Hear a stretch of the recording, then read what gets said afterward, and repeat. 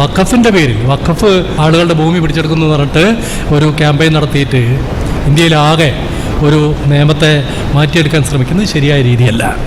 മുനമ്പത്തെ ഭൂമി ആരുടേതാണെന്നുള്ള ചോദ്യത്തിന് 61 ഉത്തരം കിട്ടിയിട്ടുണ്ട്. അതിൻ്റെ ഉത്തരം തരേണ്ട കാര്യം കാസയ്ക്കോ RSSകാർക്കോ ഇല്ല. ചരിത്രത്തിലുണ്ട്. ശോഭാ സുരേന്ദ്രൻ അറിയണമെന്നില്ല, RV ബാബുവിന് അറിയണമെന്നില്ല, ശശികലയ്ക്ക് അറിയണമെന്നില്ല. പക്ഷെ പിണറായി വിജയൻ അതറിയണം. കാരണം അയാൾ കേരളത്തിൻ്റെ മുഖ്യമന്ത്രിയാണ്, നിയമസഭയെ നയിക്കുന്നയാളാണ്. അപ്പോൾ പാലക്കാട് വന്നിട്ട് പാലക്കാട് ഉപതെരഞ്ഞെടുപ്പിൻ്റെ സമയത്ത് അവിടെ ബി ജെ പിക്ക് അങ്ങോട്ട് വോട്ട് കൊടുക്കാൻ വേണ്ടിയാണ് അവർ കഷ്ടപ്പെട്ടത്. BJPക്ക് അങ്ങോട്ട് വോട്ട് കൊടുക്കാൻ വേണ്ടി CPMൻ്റെ ചിഹ്നം തന്നെ അവർ വേണ്ടാന്ന് വെച്ചു. പാലക്കാട് വരുന്ന സ്ഥലത്ത് അരിവാൾ ചുറ്റിയ നക്ഷത്രം വേണ്ടാന്നൊരു പാർട്ടി തീരുമാനിക്കുക എന്നുള്ളതിൻ്റെ അർത്ഥം, CPMൻ്റെ ഒരു സ്ഥാനാർത്ഥി വേണ്ടാന്ന് തീരുമാനിക്കുന്നതിൻ്റെ അർത്ഥം BJPക്കാർ ജയിച്ചോട്ടെ എന്നാണ്. പക്ഷേ പാലക്കാട്ടെ മതനിരപക്ഷവാദികളായ മനുഷ്യർ BJP ജയിക്കേണ്ട എന്നാണ് തീരുമാനിച്ചത്. പാലക്കാടിൻ്റെ, മലബാറിൻ്റെ, കേരളത്തിൻ്റെ ഒരു ചരിത്രമാണ്. BJPയെ അങ്ങനെ എളുപ്പത്തിൽ ജയിപ്പിക്കാൻ മലയാളികൾ തീരുമാനിച്ചിട്ടില്ല. തൃശ്ശൂരിൽ ജയിച്ചിട്ടുണ്ട്. തൃശ്ശൂരിൽ തെരഞ്ഞെടുപ്പിൻ്റെ ഒരാഴ്ച മുമ്പേ ഡൽഹിയിൽ നിന്ന് അമിത്ഷാ ഡൽഹിയിലെ പോലീസ് കമ്മീഷണറെ തൃശ്ശൂരിലെ അരമനയിലേക്ക് അയക്കുകയാണ്. ഡൽഹി പോലീസ് കമ്മീഷണർ തൃശ്ശൂർ അരമനയിൽ വന്നിട്ട് അവിടുത്തെ കർദിനാളിനോട് ചോദിച്ചത്, നിങ്ങൾക്ക് ജയിലിൽ താമസിക്കാനാണോ താല്പര്യം, അതോ അരമനയിൽ തന്നെ എങ്ങനെ സുഖമായിട്ട് ഇരിക്കാനാണോ താല്പര്യം എന്നാണ്. അരമനയിൽ ഇരിക്കാനാണ് താല്പര്യം എന്ന് പറഞ്ഞപ്പോൾ അയാൾ ചോദിച്ചു, അങ്ങനെയാണെങ്കിൽ സുരേഷ് ഗോപിക്ക് ഒരു 52,000 വോട്ട് മറിച്ചു കൊടുക്കുന്നതിൽ നിങ്ങൾക്ക് വല്ല എതിർപ്പുണ്ടോ? ഒരു എതിർപ്പുണ്ടായിരുന്നില്ല. അങ്ങനെയാണ് തൃശ്ശൂർ ജയിച്ചത്. അങ്ങനെയാണ്. അവിടെ സമരം ചെയ്യുന്ന ആളുകൾ മാത്രമല്ല, ക്രൈസ്തവ സഭയ്ക്കകത്ത് പ്രവർത്തിക്കുന്ന തീവ്രവാദ സ്വഭാവമുള്ള ഒരു സംഘടനയും കേരളത്തിൽ പിടിമുറുക്കാൻ ഓരോ ഘട്ടത്തിലും ശ്രമിക്കുന്ന സംഘപരിവാറും വലിയ തോതിൽ ഉത്സാഹിക്കുന്ന ഒരു സമയത്താണ് നമ്മൾ ഈ പരിപാടി നടത്തുന്നത്. ഈ പരിപാടിയുടെ ഒരു പ്രത്യേകത, മുനമ്പം പ്രശ്നവുമായി ബന്ധപ്പെട്ട് പല രീതിയിലുള്ള അവതരണങ്ങൾ ഉണ്ടായിട്ടുണ്ട്. പ്രത്യേകിച്ച് വയനാട്ടിലെ ലോക്സഭാ ഉപതെരഞ്ഞെടുപ്പിൻ്റെയും പാലക്കാട്ടെ ഉപതെരഞ്ഞെടുപ്പിൻ്റെയും ചേലക്കരയിലെ ഉപതെരഞ്ഞെടുപ്പിൻ്റെയും പശ്ചാത്തലത്തിൽ വളരെ മാധ്യമങ്ങളിൽ നിറഞ്ഞു നിന്ന ഒരു പ്രശ്നമായിരുന്നു ഇവിടുത്തെ ഭൂമിയുടെ പ്രശ്നം. അതിൻ്റെ ഭാഗമായി പാലക്കാട് വന്ന ഒരു ക്രിസ്ത്യൻ ബിഷപ്പ് പ്രസംഗിച്ചത്, ഞങ്ങൾക്ക് പാലക്കാട് മണ്ഡലത്തിൽ 6,000 വോട്ടുണ്ട് ക്രിസ്ത്യാനികൾക്ക്. ആ 6,000 വോട്ടും ഞങ്ങൾ ഇത്തവണ BJPക്ക് ചെയ്യാൻ പോവുകയാണ്. അങ്ങനെയാണ്. നേരിയ ഭൂരിപക്ഷത്തിന് വേണമെങ്കിൽ BJPക്ക് ജയിക്കാവുന്ന കേരളത്തിലെ നിയമസഭാ സീറ്റുകളിലൊന്നാണ് പാലക്കാട്. ഈ 6,000 വോട്ട് കൂടി കിട്ടിക്കഴിഞ്ഞാൽ പാലക്കാട്ട് BJPയുടെ സ്ഥാനാർത്ഥി ജയിക്കും എന്നാണ് ആ ബിഷപ്പ് ആത്മാർത്ഥമായിട്ട് വിശ്വസിച്ചത്. പക്ഷേ അവിടെ ക്രിസ്ത്യാനികളുടെ 6,000 വോട്ട് BJPക്ക് കിട്ടിയപ്പോൾ ഹിന്ദുക്കളുടെ 12,000 വോട്ട് കോൺഗ്രസിലേക്ക് പോയി എന്നുള്ളതാണ് അനുഭവം. അതുകൊണ്ടാണ് രാഹുൽ മാങ്കൂട്ടത്തിന് ഇത്രയും വലിയ ഭൂരിപക്ഷത്തിൽ ജയിക്കാൻ പറ്റിയത്. കേരളത്തിലെ കാസ പോലുള്ള ക്രിസ്ത്യൻ സഭയ്ക്കകത്ത് പ്രവർത്തിക്കുന്ന ചില ഭീകര സ്വഭാവമുള്ള വർഗീയ പ്രസ്ഥാനങ്ങൾക്ക് കേരളത്തിലെ മനുഷ്യരെ സമീപിക്കുന്നതിൽ വരുന്ന ചില പെശകുകൾ ഇതിനകത്തുണ്ട്. ഒന്ന്, RSSനെ സംബന്ധിച്ച് അല്ലെങ്കിൽ സംഘപരിവാറിനെ സംബന്ധിച്ച് കേരളത്തിലൊരു അജണ്ടയുണ്ട്, ഇന്ത്യയിൽ അവർക്കൊരു അജണ്ടയുണ്ട്. അത് കൃത്യമായും മുസ്ലിങ്ങളെ അരികുവൽക്കരിക്കുക എന്നുള്ളതാണ്. അതെല്ലാവർക്കും അറിയാം. പക്ഷെ ക്രിസ്ത്യാനികളെ സംബന്ധിച്ച് ഇതുവരെ അങ്ങനെ ഒരു അജണ്ട ഉണ്ടായിരുന്നില്ല. കാരണം ക്രിസ്ത്യാനികൾ ഇന്ത്യയിൽ മുസ്ലിങ്ങളെക്കാൾ ന്യൂനപക്ഷമാണ്. പക്ഷേ മുസ്ലിങ്ങൾ കൈയടക്കി വെച്ചിരിക്കുന്നു എന്ന് പറയപ്പെടുന്ന ഭൂമിയുടെ എത്രയോ ഇരട്ടി ഇന്ത്യയിൽ ക്രിസ്ത്യാനികളുടെ സ്ഥാപനങ്ങളുടെ കയ്യിലുണ്ട്. അതാണ് ഒരു പക്ഷേ RSSും ക്രിസ്ത്യാനികളും തമ്മിലുള്ള ഐക്യം തകരുമ്പോൾ ക്രിസ്ത്യാനികൾക്ക് മനസ്സിലാകാൻ പോകുന്ന ഒരു കാര്യമാണ്, ഹിന്ദുക്കളുടെ ഭൂമിക്ക് കണക്കുണ്ട്. കാരണം ഹിന്ദു ആക്ട് ഉണ്ട്, ദേവസ്വം ബോർഡുകളുണ്ട്, ഭൂമിക്ക് കണക്കുണ്ട്. മുസ്ലിങ്ങളുടെ ഭൂമിക്ക് കണക്കുണ്ട്, വഖഫ് ബോർഡുണ്ട്, അങ്ങനെ കാര്യങ്ങളുണ്ട്. സിഖുകാരുടെ ഭൂമിക്ക് കണക്കുണ്ട്, കാരണം ഗുരുദ്വാര ആക്ട് ഉണ്ട്. പക്ഷെ ക്രിസ്ത്യാനികളുടെ ഭൂമിക്ക് കണക്കില്ല, കാരണം ഒരു ചർച്ച് ആക്ട് ഇതുവരെ ഇന്ത്യയിൽ പാസ്സാക്കിയിട്ടില്ല. ചർച്ച് ആക്ട് കൊണ്ടുവരാൻ വേണ്ടി വലിയ ശ്രമങ്ങൾ നടന്നപ്പോഴൊക്കെ കത്തോലിക്ക സഭ അതിശക്തമായിട്ട് അതിനെ എതിർത്തിട്ടുണ്ട്. യാക്കോബായ സഭ അതിനെ അനുകൂലിച്ചിട്ടുണ്ട്. ഇതാണ് കേരളത്തിലെ സഭകൾ തമ്മിലുള്ള ഒരു സവിശേഷമായ ബന്ധം. അതുകൊണ്ട് നമ്മുടെ കാസയുടെ സുഹൃത്തുക്കൾ പ്രചരിപ്പിക്കുന്നത്, ഏതെങ്കിലും ഒരു മുസ്ലിം ഈ ഭൂമി വഖഫ് ഭൂമിയാണെന്ന് പറഞ്ഞ് പരാതി കൊടുത്താൽ ആ ഭൂമി പോയി എന്നാണ്. അങ്ങനെയാണ് പേടിപ്പിക്കുന്നത്. വഖഫ് ബോർഡിൽ രജിസ്റ്റർ ചെയ്യപ്പെടാത്ത ഒരു ഭൂമിയും ഒരു മുസ്ലിമും പരാതി കൊടുത്തുകൊണ്ട് ഒരാൾക്കും ഒന്നും ചെയ്യാൻ പറ്റില്ല. പിന്നെ നിയമപരമായ വശമാണ്. ഫറൂഖ് കോളേജിൻ്റെ ഭൂമി ഫറൂഖ് കോളേജ് വിറ്റതുകൊണ്ടാണ് പോൾ വക്കീലിനും ചാക്കോ വക്കീലിനും ഒക്കെ വിൽക്കാൻ അവർ അവകാശം കൊടുത്തുകൊണ്ടാണ് മുനമ്പത്തുള്ളവർക്ക് വാങ്ങാൻ കഴിഞ്ഞത്. കാരണം പട്ടനാണ് പിള്ളയുടെ മന്ത്രിസഭയ്ക്കകത്ത് മുനമ്പത്ത് 1961 ഒരു സമരം നടന്നു. ആ സമരത്തിൽ പങ്കെടുത്തവരെ പോലീസ് അറസ്റ്റ് ചെയ്തു. നിയമസഭയ്ക്കകത്ത് ആ പ്രശ്നം CG ജനാർദ്ദനൻ എന്ന് പറയുന്ന MLA ഉന്നയിച്ചു. PT ചാക്കോയാണ് ആഭ്യന്തരമന്ത്രി. PT ചാക്കോ ഒന്നാന്തരം കത്തോലിക്കനാണ്. PT ചാക്കോ നിരീശ്വരവാദിയല്ല, മുസ്ലിം പക്ഷവാദിയല്ല. PT ചാക്കോ കത്തോലിക്കനാണ്. PT ചാക്കോയാണ് ആഭ്യന്തരമന്ത്രി. PT ചാക്കോ പറഞ്ഞ മറുപടി വളരെ കൃത്യമായിട്ട് 1961 മാർച്ച് 3 കേരള നിയമസഭയുടെ രേഖയ്ക്കകത്തുണ്ട്. നമ്മുടെ നിയമസഭാ ലൈബ്രറിയിൽ കിടക്കുന്നുണ്ട്. അദ്ദേഹം പറഞ്ഞത് അവിടെ ഉണ്ടായ പ്രശ്നം എന്താ വെച്ചാൽ ഫറൂഖ് കോളേജിൽ കിട്ടിയ ഭൂമിക്കകത്ത് അവരവിടെ കൃഷി നടത്താൻ വേണ്ടി ഒരു ബണ്ട് കെട്ടി. മത്സ്യത്തൊഴിലാളികൾ പോയിട്ട് ആ ബണ്ട് പൊളിച്ചു. സോഷ്യലിസ്റ്റുകാരാണ് അതിന് നേതൃത്വം കൊടുക്കുന്നത്. ഒരു പത്മനാഭ വക്കീലൊക്കെ ഉണ്ട്. പോലീസ് അവരെ അറസ്റ്റ് ചെയ്തു. ചെയ്തപ്പോൾ മത്സ്യത്തൊഴിലാളികളെ അറസ്റ്റ് ചെയ്തു എന്ന് പറഞ്ഞിട്ടാണ് CG ജനാർദ്ദൻ്റെ MLA സബ്മിഷൻ വന്നത്. PT ചാക്കോ പറഞ്ഞു മത്സ്യത്തൊഴിലാളികളെല്ലാം അറസ്റ്റ് ചെയ്തത്, അവിടെ ഫറൂഖ് കോളേജ് കെട്ടിയ ബണ്ട് തകർക്കാൻ വന്ന രാഷ്ട്രീയ പ്രവർത്തകരെയാണ് അറസ്റ്റ് ചെയ്തത്. അതൊരു രാഷ്ട്രീയ സമരമാണ്.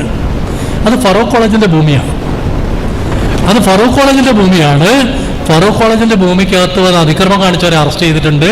അത് നാളെയും അങ്ങനെ ചെയ്താൽ അറസ്റ്റ് ചെയ്യും, മറ്റന്നാളും അറസ്റ്റ് ചെയ്യും എന്നാണ് PT ചാക്കോയുടെ മറുപടി. അപ്പോൾ വേറൊരു MLA എണീറ്റ് ചോദിച്ചു, റവന്യൂ മന്ത്രിയുടെ മറുപടി കേൾക്കാൻ ഞങ്ങൾക്ക് താല്പര്യമുണ്ട്. നമുക്കറിയാം പഴയ നിയമസഭ ഇപ്പോഴത്തെ പോലത്തെ നിയമസഭയല്ല. അവർ വളരെ കൃത്യമായിട്ട് ഓരോ MLAയും ചാടി എണീറ്റ് രാഷ്ട്രീയ പ്രശ്നങ്ങൾ ഉന്നയിക്കുന്ന നിയമസഭയാണ്. അതുകൊണ്ട് റവന്യൂ മന്ത്രിക്കും ആഭ്യന്തരമന്ത്രിക്കും ഇടയിൽ ഒരു അകൽച്ച ഉണ്ടാക്കിയെടുക്കാൻ വേണ്ടി വേറൊരു MLA ചോദിച്ചു, റവന്യൂ മന്ത്രിക്കും ഈ അഭിപ്രായം തന്നെയാണോ? കാരണം റവന്യൂ മന്ത്രിയുടെ പാർട്ടിക്കാരാണ് സമരം ചെയ്യാൻ പോയിട്ട് അറസ്റ്റിലായിട്ടുള്ളത്. റവന്യൂ മന്ത്രിയുടെ നിലപാട് എന്താണെന്ന് അറിയാൻ ഞങ്ങൾക്ക് താല്പര്യമുണ്ട്. റവന്യൂ മന്ത്രി ചന്ദ്രശേഖരൻ എണീറ്റ് പറഞ്ഞു, ആഭ്യന്തരമന്ത്രി പറഞ്ഞ അതേ നിലപാടാണ് എനിക്കുള്ളത്. കാരണം അത് ഗവൺമെൻറ്റിൻ്റെ നിലപാടാണ്. ഒരു ഗവൺമെൻറ്റിന് 2 മന്ത്രിമാർക്ക് 2 അഭിപ്രായം ഉണ്ടാവില്ല, 2 നിലപാടുണ്ടാവില്ല. ഇത് 61 മാർച്ച് 3 നമ്മുടെ നിയമസഭാ രേഖയ്ക്കകത്ത് കിടക്കുന്നുണ്ട്. അതുകൊണ്ട് മുനമ്പത്തെ ഭൂമി ആരുടേതാണെന്നുള്ള ചോദ്യത്തിന് 61 ഉത്തരം കിട്ടിയിട്ടുണ്ട്. അതിൻ്റെ ഉത്തരം തരേണ്ട കാര്യം കാസയ്ക്കോ RSSകാർക്കോ ഇല്ല. ചരിത്രത്തിലുണ്ട്. ശോഭാ സുരേന്ദ്രൻ അറിയണമെന്നില്ല, RV ബാബുവിന് അറിയണമെന്നില്ല, ശശികലയ്ക്ക് അറിയണമെന്നില്ല. പക്ഷെ പിണറായി വിജയൻ അതറിയണം. കാരണം അയാൾ കേരളത്തിൻ്റെ മുഖ്യമന്ത്രിയാണ്, നിയമസഭയെ നയിക്കുന്നയാളാണ്. അപ്പോൾ പാലക്കാട് ഉപതെരഞ്ഞെടുപ്പിൻ്റെ സമയത്ത് അവിടെ BJPയുടെ വോട്ട് അങ്ങോട്ട് വോട്ട് കൊടുക്കാൻ വേണ്ടിയാണ് അവർ കഷ്ടപ്പെട്ടത്. BJPക്ക് അങ്ങോട്ട് വോട്ട് കൊടുക്കാൻ വേണ്ടി CPMൻ്റെ ചിഹ്നം തന്നെ അവർ വേണ്ടാന്ന് വെച്ചു. പാലക്കാട് വരുന്ന സ്ഥലത്ത് അരിവാൾ ചുറ്റിയ നക്ഷത്രം വേണ്ടാന്നൊരു പാർട്ടി തീരുമാനിക്കുക എന്നുള്ളതിൻ്റെ അർത്ഥം, CPMൻ്റെ ഒരു സ്ഥാനാർത്ഥി വേണ്ടാന്ന് തീരുമാനിക്കുന്നതിൻ്റെ അർത്ഥം BJPക്കാർ ജയിച്ചോട്ടെ എന്നാണ്. പക്ഷേ പാലക്കാട്ടെ മതനിരപക്ഷവാദികളായ മനുഷ്യർ BJP ജയിക്കേണ്ട എന്നാണ് തീരുമാനിച്ചത്. പാലക്കാടിൻ്റെ, മലബാറിൻ്റെ, കേരളത്തിൻ്റെ ഒരു ചരിത്രമാണ്. BJPയെ അങ്ങനെ എളുപ്പത്തിൽ ജയിപ്പിക്കാൻ മലയാളികൾ തീരുമാനിച്ചിട്ടില്ല. തൃശ്ശൂരിൽ ജയിച്ചിട്ടുണ്ട്. തൃശ്ശൂരിൽ ജയിച്ചത് എങ്ങനെയാണെന്ന് ഇപ്പോൾ എല്ലാവർക്കും അറിയാം. തൃശ്ശൂരിൽ തെരഞ്ഞെടുപ്പിൻ്റെ ഒരാഴ്ച മുമ്പേ ഡൽഹിയിൽ നിന്ന് അമിത്ഷാ ഡൽഹിയിലെ പോലീസ് കമ്മീഷണറെ തൃശ്ശൂരിലെ അരമനയിലേക്ക് അയക്കുകയാണ്. ഡൽഹി പോലീസ് കമ്മീഷണർ തൃശ്ശൂർ അരമനയിൽ വന്നിട്ട് അവിടുത്തെ കർദിനാളിനോട് ചോദിച്ചത്, നിങ്ങൾ ജയിലിൽ താമസിക്കാനാണോ താല്പര്യം, അതോ അരമനയിൽ തന്നെ എങ്ങനെ സുഖമായിട്ട് ഇരിക്കാനാണോ താല്പര്യം എന്നാണ്. അരമനയിൽ ഇരിക്കാനാണ് താല്പര്യം എന്ന് പറഞ്ഞപ്പോൾ അയാൾ ചോദിച്ചു, അങ്ങനെയാണെങ്കിൽ സുരേഷ് ഗോപിക്ക് ഒരു 52,000 വോട്ട് മറിച്ചു കൊടുക്കുന്നതിൽ നിങ്ങൾക്ക് വല്ല എതിർപ്പുണ്ടോ? ഒരു എതിർപ്പുണ്ടായിരുന്നില്ല. അങ്ങനെയാണ് തൃശ്ശൂർ ജയിച്ചത്. അങ്ങനെയാണ്. ഇതാണിപ്പോൾ നടക്കുന്നത്. ഇന്ത്യൻ രാഷ്ട്രീയത്തിനകത്ത് വന്ന വലിയൊരു മാറ്റമാണ്.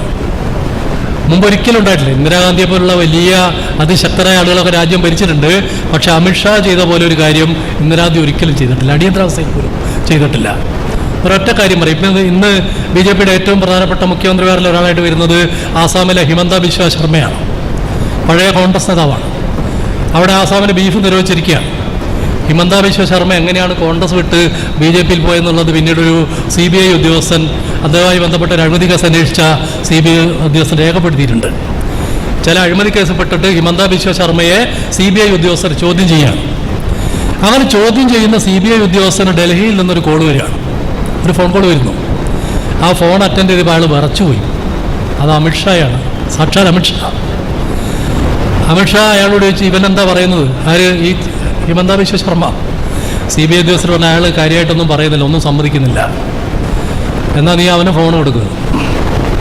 ഈ CBI ഉദ്യോഗസ്ഥൻ താൻ ചോദ്യം ചെയ്യുന്ന പ്രതിക്ക് അമിത്ഷായുടെ കോളുള്ള ഫോൺ കൈമാറി. അമിത്ഷാ ചോദിച്ചു, അല്ല നിങ്ങൾക്ക് ഈ ഭാവിയിൽ ഇങ്ങനെ രാഷ്ട്രീയ പ്രവർത്തനം നടത്തണമെന്ന് താല്പര്യമല്ലേ? ജയിലിൽ പോയി കിടക്കാനാണ് താല്പര്യം? ഹിമന്ത ബിശ്വ ശർമ്മ ആകെ വരച്ചിരിക്കുകയാണ്. ഒന്നാമത് CBI ഉദ്യോഗസ്ഥൻ്റെ ചോദ്യം ചെയ്യൽ, രണ്ടാമത് അമിത്ഷായുടെ ഫോൺ കോള്. അയാൾ പറഞ്ഞു, ഞാൻ എന്താണ് ചെയ്യേണ്ടത്? നിങ്ങൾ ആ പാർട്ടി ഒന്ന് മാറിയേക്ക്, നിങ്ങളെ ഞങ്ങളവിടെ മുഖ്യമന്ത്രിയാക്കാം. അങ്ങനെയാണ് ഹിമന്ത ബിശ്വ ശർമ്മ BJP യിലെത്തിയിട്ട് ഇപ്പോൾ BJP ആസാമിലെ മുഖ്യമന്ത്രിയായിട്ട് നിന്ന് ബീഫൊക്കെ നിരോധിച്ച്, ഇവിടെ ആരും ബീഫ് തിന്നണ്ട, ഞങ്ങളതെല്ലാം കയറ്റി വെച്ചിട്ട് പൈസ ഉണ്ടായിക്കൊള്ളാം എന്ന് പറയുന്ന രാഷ്ട്രീയത്തിലേക്ക് എത്തുന്നത്. അങ്ങനെയുള്ളൊരു സ്ഥലത്ത് നിന്നുകൊണ്ടാണ് നമ്മൾ മുനമ്പത്തെ കാര്യത്തെ ചർച്ച ചെയ്യുന്നത്. പഴയ രാഷ്ട്രീയമല്ല, പഴയ കാലാവസ്ഥയല്ല, പഴയ രീതികളല്ല. അപ്പോൾ മുനമ്പത്ത് വന്നിട്ട് കാസയുടെ സുഹൃത്തുക്കൾ പറയുന്നത് അത് ഇവിടെ മുസ്ലിങ്ങൾ ഭൂമി പിടിച്ചെടുക്കുന്നതാണ്, മുസ്ലിങ്ങൾ ഇത് മുഴുവൻ കൊണ്ടുപോകുന്നതാണ്. കേരളത്തിലെ, ഇന്ത്യയിലെ ക്രിസ്ത്യാനികളുടെ ഭൂമി ഏത് നിമിഷം വേണമെങ്കിലും അമിത്ഷായ്ക്ക് പിടിച്ചെടുക്കാം, RSSും പിടിച്ചെടുക്കാം. അവർ മണിപ്പൂരിൽ ഇപ്പോൾ തർക്കമുണ്ടല്ലോ. മണിപ്പൂരിൽ മെയ്ത്തികളും കുക്കികളും തമ്മിൽ തർക്കമുണ്ട്. കുക്കികൾ എന്ന് പറഞ്ഞാൽ പരിവർത്തനം ചെയ്ത ക്രിസ്ത്യാനികളാണ്, ആദിവാസികളാണ്. അവർ ക്രിസ്ത്യാനികളായിട്ട് മതം മാറി. മെയ്ത്തികൾ കുറേ കൂടി ഹിന്ദു സ്വഭാവമുള്ളവരാണ്, അവർ താഴെ താമസിക്കുന്നവരാണ്. മലയോരം മുഴുവൻ കുക്കികളുടെ കയ്യിലാണ്.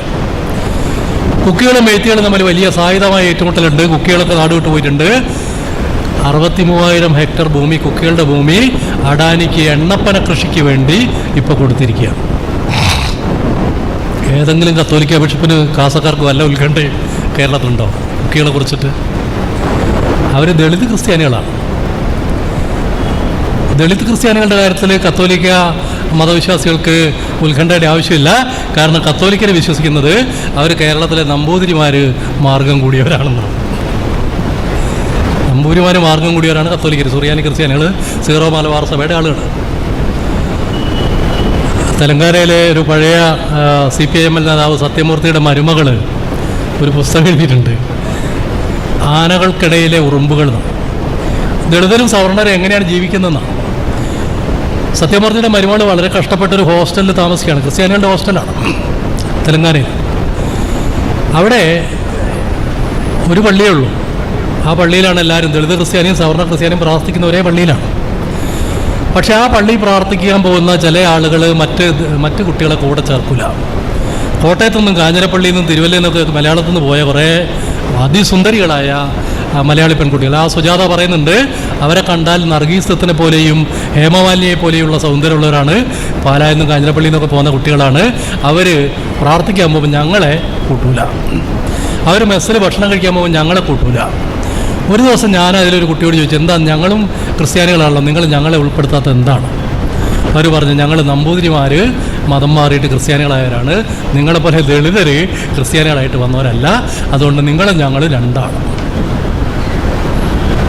സുജാത ഗഡ്ല മോശക്കാരിയല്ല, അമേരിക്കയിൽ എഞ്ചിനീയറായിട്ട് ജോലി ചെയ്യുന്ന ഒരു ലോകത്തിലെ തന്നെ ഏറ്റവും മികച്ച എഴുത്തുകാരികളിൽ ഒരാളാണ് KG സത്യമൂർത്തിയുടെ മരുമകൾ. അപ്പോൾ ഇത് ഈ കാസക്കാരൊക്കെ ഇവിടെ ആരും ഉണ്ടാവില്ല. കാസക്കാർ കേൾക്കേണ്ട ഒരു കാര്യമുണ്ട്, കാസ വിചാരിച്ചിടത്തല്ല കേരളത്തിൻ്റെ രാഷ്ട്രീയ യാഥാർത്ഥ്യം നിൽക്കുന്നത്, ഇന്ത്യയുടെ രാഷ്ട്രീയ യാഥാർത്ഥ്യം നിൽക്കുന്നത്. സംഘപരിവാറിന് ഇതിൽ താല്പര്യമുണ്ട്. കാരണം സംഘപരിവാറിനെ സംബന്ധിച്ച് ഇതിൽ ഒരുപാട് വിഷയങ്ങളുണ്ട്. അവർക്ക് എങ്ങനെ മുസ്ലിങ്ങൾക്കെതിരായ ഒരു പ്രചാരണ പ്രവർത്തനം മുന്നോട്ട് കൊണ്ടുപോകാമെന്നുള്ള കാര്യത്തിൽ കൃത്യമായ പദ്ധതിയുണ്ട്, അതവർ മുന്നോട്ട് കൊണ്ടുപോകുന്നുണ്ട്. പക്ഷേ കേരളത്തിൻ്റെ, ഇന്ത്യയുടെയും രാഷ്ട്രീയ ജീവിതത്തിൽ, സാമൂഹ്യ ജീവിതത്തിൽ RSS വിചാരിക്കുന്ന രീതിയിലുള്ളൊരു പരിവർത്തനം ഉണ്ടാക്കിയെടുക്കുക അത്ര എളുപ്പമല്ല. പല രീതിയിൽ അവർ ശ്രമിക്കുന്നുണ്ട്. പക്ഷേ അതിനെ ചെറുക്കുന്ന ഒരു വലിയ മണ്ഡലം കേരളത്തിലുണ്ട്, ഇന്ത്യയിലുണ്ട്. മതനിരപേക്ഷ ജനാധിപത്യ വിശ്വാസികളായ മനുഷ്യർ ഇതിനെതിരായ ഒരു വലിയ ചെറുത്തുനിൽപ്പിലേക്ക് പോകുന്നുണ്ട്. തീർച്ചയായിട്ടും ഇന്ന് ഇവിടെ സംഘടിപ്പിക്കപ്പെട്ട പരിപാടിയുടെ ചരിത്രപരമായ പ്രാധാന്യം എന്ന് പറയുന്നത് മതനിരപേക്ഷ മണ്ഡലത്തിലുള്ള ഒരു വിഭാഗം മനുഷ്യർ വർഗീയതയ്ക്കെതിരെ ശബ്ദിക്കുന്നുള്ളതാണ്. അതെത്ര ചെറുതാണെങ്കിലും ചരിത്രപരമായിട്ട് അതിനൊരു പ്രാധാന്യമുണ്ട്. കാരണം RSSനെ ഭയന്നിട്ടോ കാസയെ ഭയന്നിട്ടോ ആളുകൾ വീട്ടിലടച്ചിരിക്കും എന്ന് തെറ്റിദ്ധരിക്കുന്ന ഒരു കാലാവസ്ഥയെ മറികടക്കേണ്ടതുണ്ട്. സംഘപരിവാറിനെതിരായ ആക്രമണം എന്ന് പറയുന്നത് സംഘപരിവാറിനെതിരായ ആക്രമണം മതനിരപേക്ഷ മണ്ഡലത്തിൽ നിന്നാണ് നടക്കേണ്ടത്. അതാണ് നടന്നുകൊണ്ടിരിക്കുന്നത്. അതുകൊണ്ടാണ് നരേന്ദ്രമോദി സുപ്രീം കോടതിയെ വരെ തെറ്റിദ്ധരിപ്പിച്ച് അയോധ്യയിലെ ഭൂമി പിടിച്ചെടുത്തിട്ട് അയോധ്യയിൽ ക്ഷേത്രം ഉണ്ടാക്കി നടന്ന ആദ്യത്തെ തെരഞ്ഞെടുപ്പിൽ അയോധ്യയിൽ BJPയുടെ സ്ഥാനാർത്ഥി തോറ്റത്. BJPയുടെ സ്ഥാനാർത്ഥി തോറ്റു. അയോധ്യയിലെ ഒരു ദളിത് രാഷ്ട്രീയ പ്രവർത്തന മുമ്പിലാണ് തോറ്റത്. അവധേഷ് കുമാറിന് മുമ്പിൽ BJPയുടെ സ്ഥാനാർത്ഥി തോൽക്കണം. BJPയുടെ സ്ഥാനാർത്ഥി പറഞ്ഞാൽ 8 തവണ അയോധ്യയിൽ നിന്ന് MLA ആയ MP ആയ ഒരാളാണ് അവൾ മത്സരിച്ചത്, തോറ്റത്. അവധേഷ് കുമാറിൻ്റെ ഒരു ദളിത് സ്ഥാനാർത്ഥിയുടെ മുമ്പിൽ തോൽക്കുകയാണ്. എന്തുകൊണ്ടാണ് തോൽക്കുന്നത്? അവിടെ രാമക്ഷേത്രം നിർമ്മിക്കാൻ വേണ്ടി 1.5 ലക്ഷം കുടിലുകൾ, കടകൾ പൊളിച്ചു നീക്കിയതിന് ശേഷമാണ് അയോധ്യയിൽ രാമക്ഷേത്രം ഉണ്ടാക്കിയത്. ഈ 1.5 ലക്ഷം പേരും വോട്ട് ചെയ്തത് BJPക്കെതിരെയാണ്. ആലോചിച്ച് നോക്കൂ, അയോധ്യയിൽ ചരിത്രത്തിലെ ഏറ്റവും പ്രധാനപ്പെട്ട ഒരു സംഭവമായിട്ട് രാമക്ഷേത്രം അവതരിപ്പിച്ചതിന് ശേഷം ആദ്യം നടന്ന അവസരത്തിൽ തന്നെ അയോധ്യയിലെ മനുഷ്യർ രാമൻ്റെ ആളുകൾക്കെതിരെ വിധിയെഴുതി പറഞ്ഞാൽ നരേന്ദ്രമോദി ഒരു കയറ് വാങ്ങി തൂങ്ങിച്ചാവുന്നല്ലേ നല്ലത്? രാഷ്ട്രീയത്തിൽ നിൽക്കേണ്ട കാര്യമുണ്ടോ? ആ രാഷ്ട്രീയ പദ്ധതി പരാജയപ്പെട്ടു പോയില്ലേ? നിങ്ങൾ ആലോചിച്ച് നോക്കൂ, അന്ന് രാമക്ഷേത്രം ഉദ്ഘാടനം ചെയ്യുന്ന സമയത്തുണ്ടായിരുന്ന ചർച്ചകൾ എന്താ? ഇന്ത്യൻ പ്രധാനമന്ത്രി ഒരു ക്ഷേത്രം ഉദ്ഘാടനം ചെയ്യാൻ പോകുന്നത് ശരിയല്ല എന്ന് ഇവിടുത്തെ മതനിരപക്ഷവാദികൾ പറഞ്ഞപ്പോൾ മോഡി, അമിത്ഷാ തുടങ്ങിയ ആളുകളൊക്കെ അതിനെ ന്യായീകരിക്കുകയാണ് ചെയ്തത്. കാരണം രാമക്ഷേത്രം അവരുടെ രാഷ്ട്രീയ പദ്ധതിയാണ്. സത്യത്തിൽ രാമക്ഷേത്രം ഉദ്ഘാടനം ചെയ്യേണ്ട ഏതെങ്കിലും സന്യാസിമാരല്ലേ? സന്യാസിമാർക്ക്, ശങ്കരാചാര്യന്മാർക്ക് വല്ല ക്ഷമ ഇന്ത്യയിലുണ്ടോ? ശങ്കരാചാര്യന്മാരല്ലേ ഉദ്ഘാടനം ചെയ്യേണ്ടത്? എന്തുകൊണ്ട് ഉദ്ഘാടനം ചെയ്തില്ല? ശങ്കരാചാര്യന്മാർക്ക് അത് ഉദ്ഘാടനം ചെയ്യുന്നതിന് ഒരു തടസ്സമുണ്ട്. കാരണം അവരുടെ കർമ്മശാസ്ത്ര വിശ്വാസം അനുസരിച്ചിട്ട് ഒരു പള്ളിയുടെ ഖബറിസ്ഥാനിൽ ഒരു ക്ഷേത്രം ഉണ്ടാക്കാൻ പാടില്ല. മോഡിക്ക് ഉണ്ടാക്കാം, അമിത്ഷായ്ക്ക് ഉണ്ടാക്കാം, മോഹൻ ഭാഗവതന് ഉണ്ടാക്കാം, ശോഭാ സുരേന്ദ്രൻ ഉണ്ടാക്കാം. പക്ഷേ ശങ്കരാചാര്യന്മാർക്ക് അത് ഉണ്ടാക്കാൻ പറ്റില്ല. കാരണം അവർ പഠിച്ച നിയമങ്ങളനുസരിച്ചിട്ട് ഒരു പള്ളിയുടെ സ്ഥലത്ത് അമ്പലം ഉണ്ടാക്കാൻ പാടില്ല. അതുകൊണ്ടാണ് അവർ പോകാൻ. അവരാ വഴിക്ക് പോയിട്ടില്ലല്ലോ. പക്ഷേ രാമക്ഷേത്ര ഉദ്ഘാടനത്തിന് പ്രധാനമന്ത്രിയും പാർലമെൻറ്റ് ഉദ്ഘാടനത്തിന് സന്യാസിമാരെന്നുള്ളതാണ്. തിരിച്ചാണ് വേണ്ടത്. പക്ഷേ ഇന്ത്യയിൽ മോഡി നടപ്പാക്കി അങ്ങനെയാണ്. പാർലമെൻറ്റ് ഉദ്ഘാടനം ചെയ്യുമ്പോൾ സന്യാസിമാർ ഉദ്ഘാടനം ചെയ്യണം. രാമക്ഷേത്രം ഉദ്ഘാടനം ചെയ്യുമ്പോൾ സന്യാസിമാർ പോരാ, അത് മോഡി തന്നെ ഉദ്ഘാടനം ചെയ്യണം. പക്ഷേ ഈ ഇന്ത്യൻ സമൂഹത്തിനകത്തുള്ള ഇപ്പോൾ സംഭവിക്കുന്ന ഇത്തരം പരിവർത്തനങ്ങൾ തീർച്ചയായിട്ടും ചെറുക്കുന്ന ചില മേഖലകൾ അതിശക്തമായിട്ട് ഇന്ത്യയിൽ വളർന്നു വരുന്നുണ്ട്. പ്രത്യേകിച്ച് ഇന്ത്യയിലെ ദളിത്, മുസ്ലിം സാമൂഹ്യ മണ്ഡലങ്ങളിൽ നിന്ന് അതിനെതിരായ ചെറുത്തുനിൽപ്പ് ഉയർന്നു വരുന്നുണ്ട്. അതുകൊണ്ടാണ് നമ്മൾ ഇന്ന് അംബേദ്കറുടെ അദ്ദേഹത്തിൻ്റെ ഓർമ്മ പുതുക്കുന്ന ദിവസമാണ്. അന്ന് തന്നെയാണ് ബാബറി മസ്ജിദ് പൊളിച്ചത്. അംബേദ്കർ ക്രോഡീകരിച്ച ഇന്ത്യൻ ഭരണഘടനയുടെ അടിത്തറ തകർക്കുക എന്നുള്ള കൃത്യമായ പ്ലാനിങ്ങിൻ്റെ ഭാഗമായിട്ടാണ് ഡിസംബർ 6-ന് ബാബറി മസ്ജിദ് പൊളിച്ചത്. പക്ഷേ ഇന്ത്യയിലെ ദളിതരും ഇന്ത്യയിലെ ന്യൂനപക്ഷങ്ങളും ഇന്ത്യയിലെ മതനിരപക്ഷവാദികളും ചേർന്ന് അംബേദ്കറുടെ ഭരണഘടനയുടെയും അംബേദ്കർ സ്വപ്നം കണ്ട ഒരു രാഷ്ട്രീയ വ്യവസ്ഥയുടെയും സംരക്ഷണത്തിന് വേണ്ടി രംഗത്തിറങ്ങുന്ന കാര്യത്തിൽ യാതൊരു തർക്കവും വേണ്ട. അതുകൊണ്ട് മുനമ്പത്തെ പ്രശ്നം നമ്മൾ മുനമ്പത്ത് വെച്ച് തന്നെ അവസാനിപ്പിക്കേണ്ടതുണ്ട്. അത് മലബാറിലേക്ക് കൊണ്ടുപോകേണ്ട കാര്യമില്ല, തെക്കൻ കേരളത്തിലേക്കോ മധ്യ കേരളത്തിലേക്കോ കൊണ്ടുപോകേണ്ട കാര്യമില്ല. അത് ഭൂമിയുടെ പ്രശ്നമാണെങ്കിൽ മുനമ്പത്ത് വെച്ച് അത് അവസാനിപ്പിക്കേണ്ടതുണ്ട്. ഈ കാര്യത്തിൽ കേരളത്തിലെ മുസ്ലിം സമുദായത്തിനകത്തുള്ള വിവിധ സംഘടനകളെടുത്ത നിലപാട് അങ്ങേയറ്റം ശ്ലാഘനീയമാണെന്ന് പറയാൻ എനിക്ക് യാതൊരു മടിയില്ല. കാരണം അവരാ കാര്യത്തിൽ യാതൊരു പിടിവാശിയും കാണിച്ചിട്ടില്ല. ഭൂമി സംബന്ധിച്ചോ, ഫറൂഖ് കോളേജിനെ സംബന്ധിച്ച പെശക് സംബന്ധിച്ചോ, പോളും ചാക്കോയും ചേർന്ന് വിറ്റ ഭൂമിയെക്കുറിച്ചോ ഒന്നും അവരിതുവരെ വ്യത്യസ്തമായൊരു അഭിപ്രായം കേരളീയ സമൂഹത്തിന് മുമ്പിൽ മുന്നോട്ട് വെച്ചിട്ടില്ല. അത് വളരെ വളരെ നല്ലൊരു മാതൃകയായിട്ടാണ് ഞാൻ കാണുന്നത്. പക്ഷേ മുനമ്പത്തിൻ്റെ പേരിൽ കേരളത്തിലാകെ വർഗീയവൽക്കരണം ഉണ്ടാക്കാനുള്ള നീക്കങ്ങളെ ചെറുത്ത് തോൽപ്പിച്ചേ മതിയാവും. കാരണം വഖഫിൻ്റെ പേരിൽ വഖഫ് ആളുകളുടെ ഭൂമി പിടിച്ചെടുക്കുന്നു എന്ന് പറഞ്ഞിട്ട് ഒരു ക്യാമ്പയിൻ നടത്തിയിട്ട് ഇന്ത്യയിലാകെ ഒരു നിയമത്തെ മാറ്റിയെടുക്കാൻ ശ്രമിക്കുന്നത് ശരിയായ രീതിയല്ല. വേറൊന്നുകൂടിയുണ്ട്. ഞാൻ വരുന്നത് മലപ്പുറം ജില്ലയിൽ നിന്നാണ്, മലബാറിൽ നിന്നാണ്. ഞാൻ കാണുന്ന ഒരു കാര്യം, കഴിഞ്ഞ 10-25 കൊല്ലമായിട്ട് കേരളത്തിലെയും ഇന്ത്യയിലെയും മുസ്ലിം സമൂഹം വളരെയധികം വല്ലാതെ ഉള്ളിലേക്ക് വലിഞ്ഞു പോവുകയാണ്. ഒരു സാമൂഹ്യ മണ്ഡലത്തിൽ നിശബ്ദരായി പിൻവാങ്ങുന്ന ഒരു അനുഭവം ഞങ്ങൾ കാണുന്നുണ്ട്. അത് അപകടകരമാണ്. കാരണം ഇന്ത്യയിലെ മുസ്ലിങ്ങൾക്ക്, കേരളത്തിലെ മുസ്ലിങ്ങൾക്ക് സംഘപരിവാറിന് മുമ്പിലോ കാസയുടെ മുമ്പിലോ തലകുനിച്ച് നിൽക്കേണ്ട യാതൊരു രാഷ്ട്രീയ സന്ദർഭവും ഇല്ല. അങ്ങനെ ഒരു രാഷ്ട്രീയ സന്ദർഭമില്ല. അവർ ബ്രിട്ടീഷുകാർക്കെതിരെ സമരം ചെയ്തിട്ടുണ്ട്, അവർ പോർച്ചുഗീസുകാർക്കെതിരെ സമരം ചെയ്തിട്ടുണ്ട്, അവർ ഡച്ചുകാർക്കെതിരെയും ഫ്രഞ്ചുകാർക്കെതിരെയും സമരം ചെയ്തിട്ടുണ്ട്. അധിനിവേശത്തിൻ്റെ ഓരോ ഘട്ടത്തിലും മലബാറിലെ മുസ്ലിങ്ങളും തിരുവിതാംകൂറിലെ മുസ്ലിങ്ങളും സമരത്തിൻ്റെതായ പാതയിലേക്ക് വന്നിട്ടുണ്ട്. അത് ചെറിയ കാര്യമല്ല. ആ പൊന്നാനിയിലെ സയ്യിദ് മക്തൂം തൊട്ട് മുഹമ്മദ് അബ്ദുറഹ്മാൻ സാഹിബ് തൊട്ട് വക്കം മൗലവി വരെയുള്ള ഒരു വലിയ സമരോത്സുകമായ മനുഷ്യരുടെ ഒരു പാരമ്പര്യമുണ്ട്. അങ്ങനെ ഒരു പാരമ്പര്യം കേരളത്തിലെ ക്രൈസ്തവ സഭയ്ക്കില്ല.